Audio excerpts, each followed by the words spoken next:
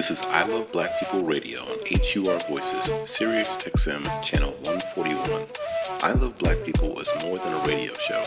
I Love Black People is a call from our ancestors to protect us from racial profiling all across the world.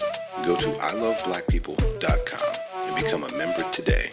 Membership empowers you to live fearlessly and protect Black people globally from racism and xenophobia. Join us today and become a member of our global network with an online global green book with Black-owned and Black-friendly businesses to protect you and your community.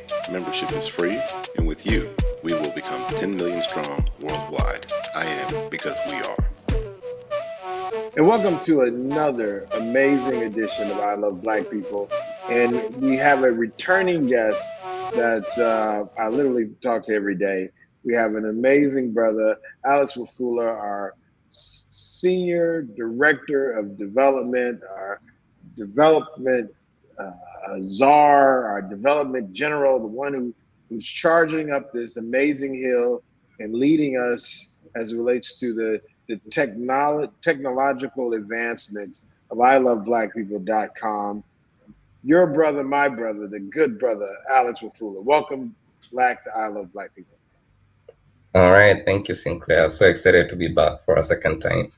All right. So I wanted to make sure that everyone who's been on this journey with us is aware and updated with what has been something so spectacular and has never been done in the history of the world.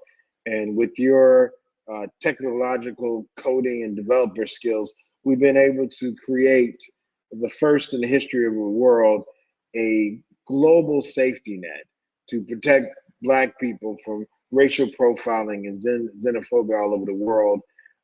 We launched the first app right after I returned back from Poland. And just want to get an update on the progress, the feedback, and what we're going to see happening next. Yeah, right. I think some of the biggest feedback we've had from the community has been around the ability for people to be able to see what they've recommended so far. I think also something that we've been working on internally to just kind of make the app more engaging is having more notifications that are useful, especially during times where you're moving around and you're actually getting into places that you might want to recommend, but don't immediately have the app at mind. So like sending those notifications that kind of help you share the experience you're having with the community. So I think those are two of the most requested features we've had from the community. Something we're also looking to work towards internally is improving the app's accessibility for when you're offline or you don't have Wi-Fi. So for example, you're in a new town, in a new city, maybe you don't have a data plan in that current location. So also kind of looking into improving the experience for those users, for making some of the app's features available even though you don't have a current data connection. So I'll say like probably in the next week or weeks, those are some of the things you should be on the lookout in terms of what's coming up through the app. Okay, I think that's some good insight on the roadmap. I guess for those who are new, just to give a foundation, and I guess you could probably go into the more detailed, we're literally developed a digital app that has taken what we've learned from the original Green Book that was developed by Victor Green, where during United States Jim Crow or apartheid, Black people were looking for safe places while they were traveling. And this book, called the Green Book, was a travel guide. And we've taken that concept and now made it digital and made it worldwide in 8 key categories that are critical to our people, especially when they're vulnerable or in a new environment. And with that being said, I think there's a interesting part where we've now taken that concept, which again, Victor Green's Green Book actually was published for 30 years, from 1930s to 1960s. Very successful. And now under, I guess, some very interesting issues that have been raised. I brought up Poland, where literally we had Black people fleeing the war in Ukraine, as well as the racism in Ukraine.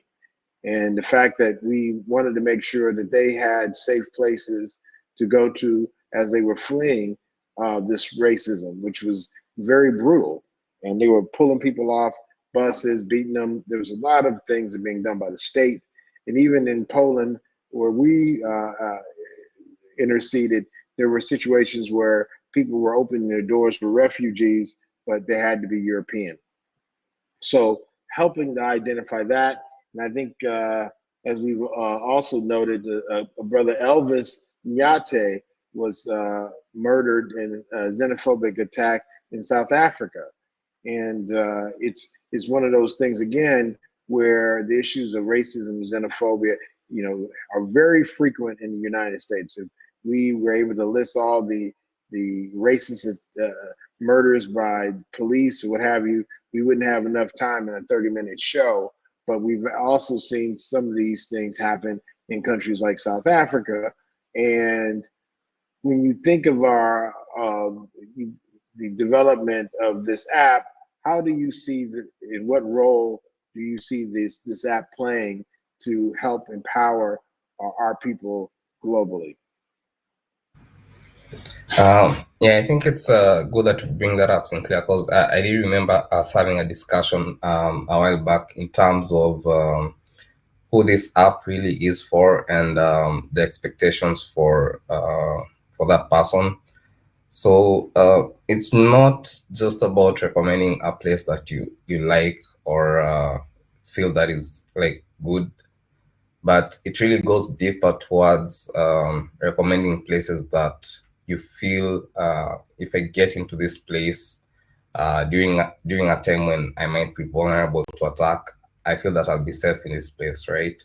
So if you feel like you're attracted, because especially during times when you're traveling, like you'll be at new places, so like you already don't know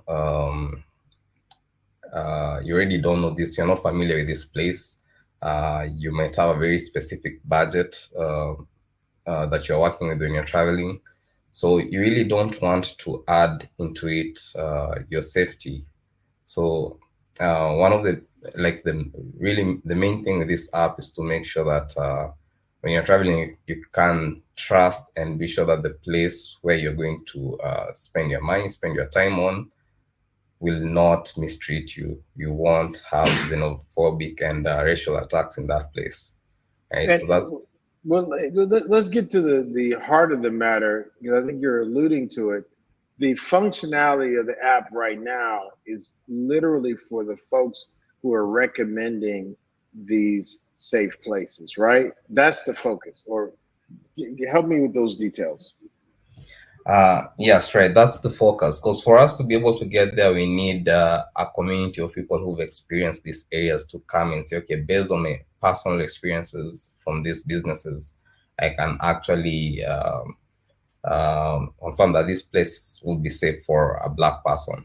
So for folks getting in on the app for the very first time currently, what you'll really see is notifications and prompts to actually recommend and share your experience. So you won't necessarily see, okay, these are the Black-friendly places in this location, because that's what we're really hoping to build from the community.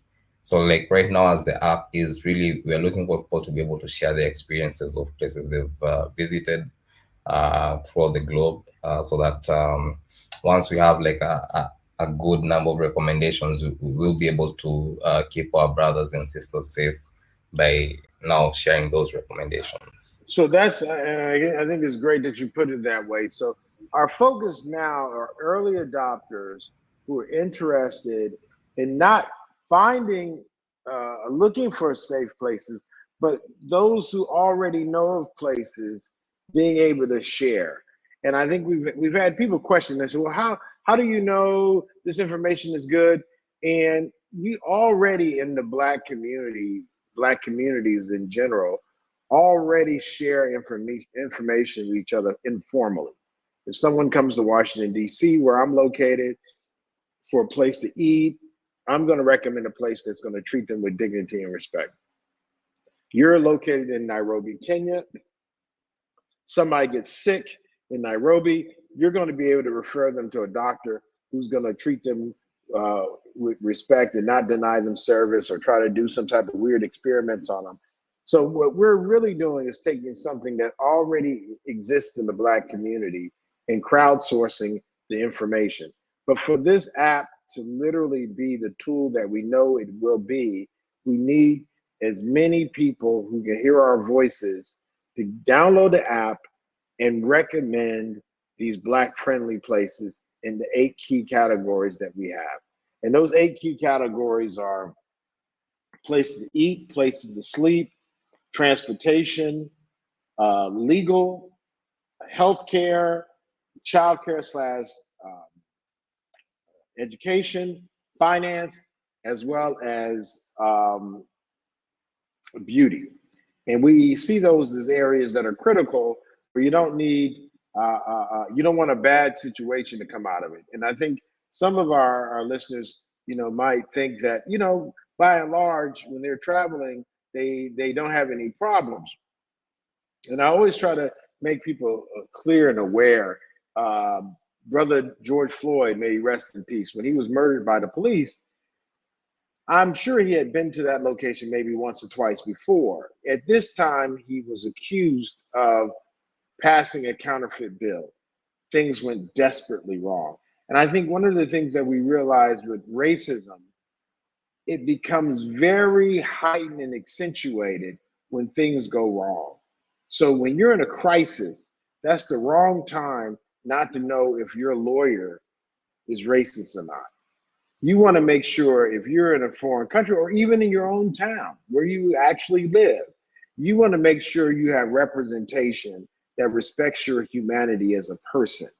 And I Love Black People is that tool that allows those who are vigilant and want to help protect our community to be able to recommend those places and those safe businesses, safe places by identifying these Black friendly businesses. And we use businesses as a model, just like that was used by Victor Green, is because we know that these businesses can dictate the environment in which they want and have people experience. And those who are doing it the right way, treating people well, we want to make sure that we're connected to those by having our members download this app and share that information. You could be in some place like Bangkok, Thailand, and you get sick. You want to know a doctor. It's going to be hard to Google non-racist doctor in Bangkok. Or if we have someone in Dubai and you're dealing with an issue and a legal problem, those are the things that we want to make sure that it's not just the fact that you're traveling. I think what we've experienced and learned with COVID is that much of this is about you being vulnerable. When you're sick, that is a vulnerability that you don't want to, you want to have the best information to make the best decision possible. And I always tell my staff, in order to make good decisions, you need good information. And I got this from Dr. Noel, a former, may he rest in peace, professor at Howard University MBA program. And he said, good information has 3 characteristics. It's got to be relevant, timely, and it's got to be accurate.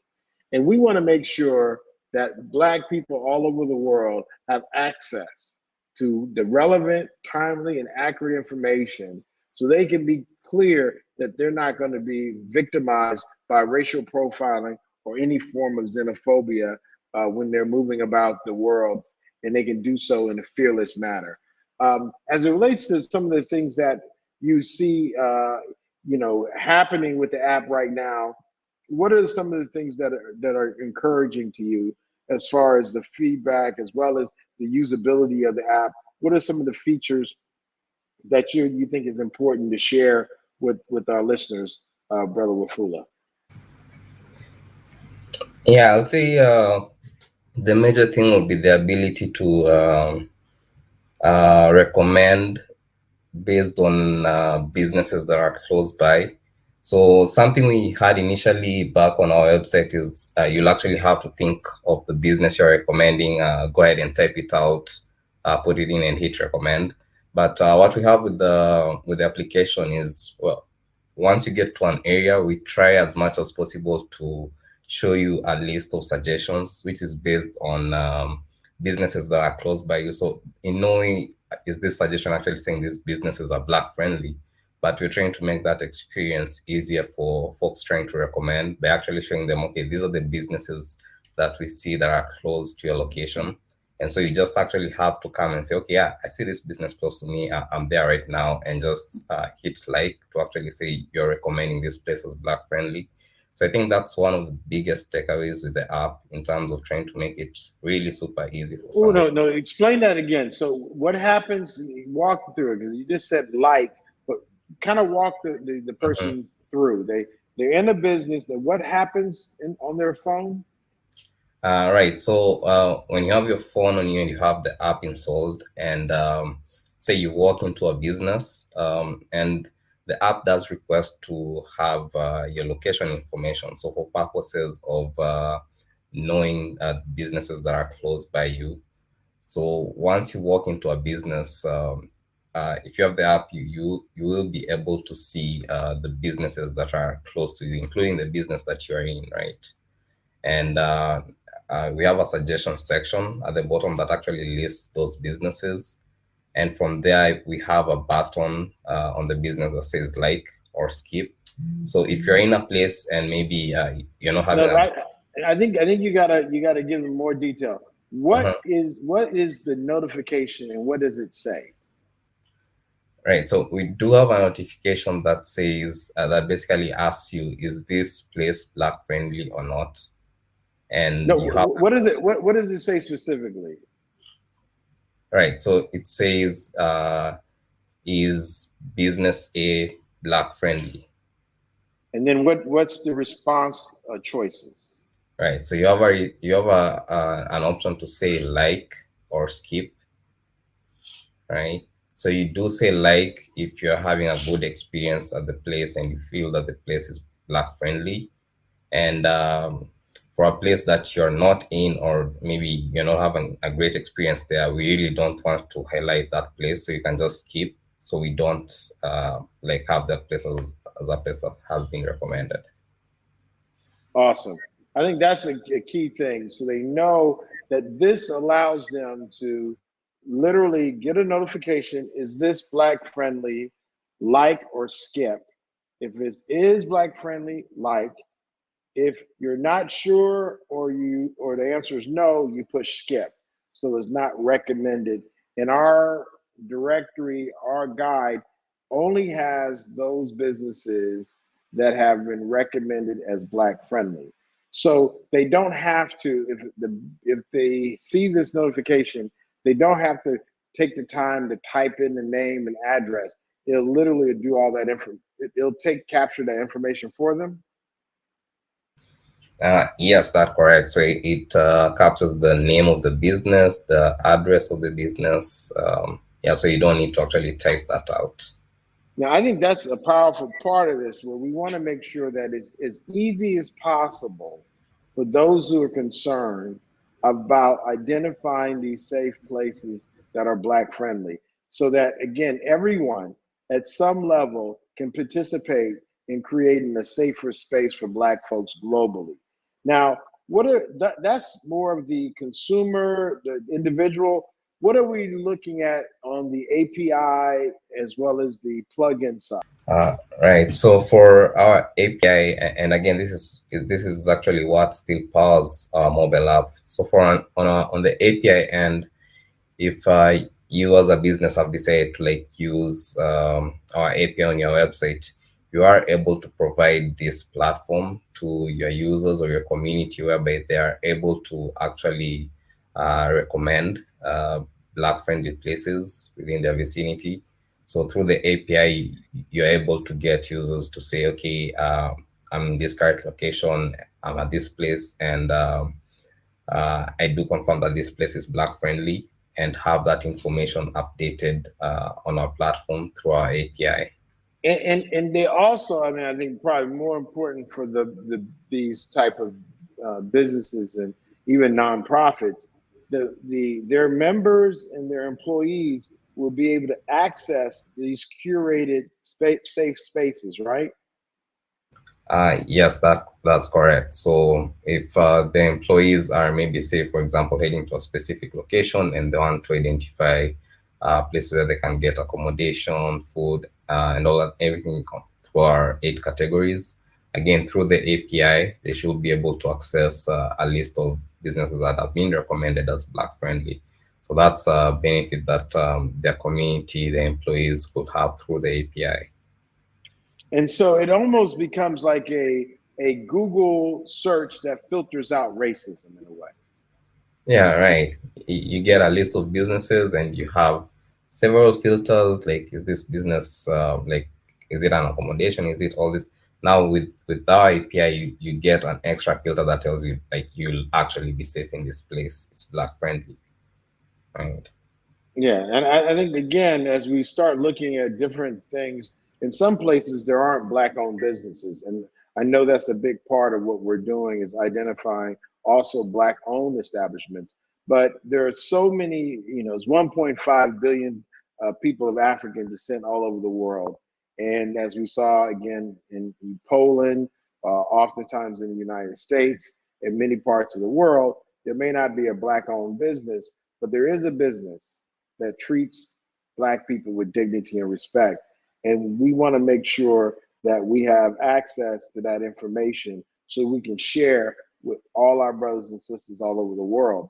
And I think one of the things that's important is that we want to reward that behavior. Those people who know how to treat people right, correctly, fairly, without racial injustice, we want those folks to be able to be highlighted. And I think with those businesses, I think so often a lot of these businesses are looking for ways to directly impact the quality of life of their employees. Many times they are Black, and make sure that those employees are safe. They're traveling all over the world or they're on business, being able to make sure that their employees aren't being victimized is not only a goodwill or a humanitarian, but it's also a bottom line. That stress, that harm, that potential threat, it hampers productivity, it hampers people's ability to move freely.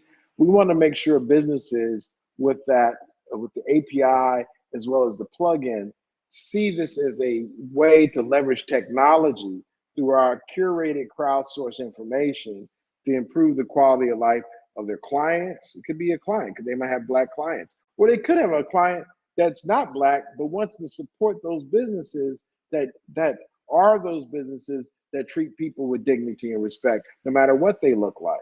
So I think there's so much as you start moving forward with leveraging the API on an enterprise level and making sure that people have access through their church, through their nonprofit, through their businesses. We've been talking to people who have these employee resource groups where they focus on issues of their Black employees.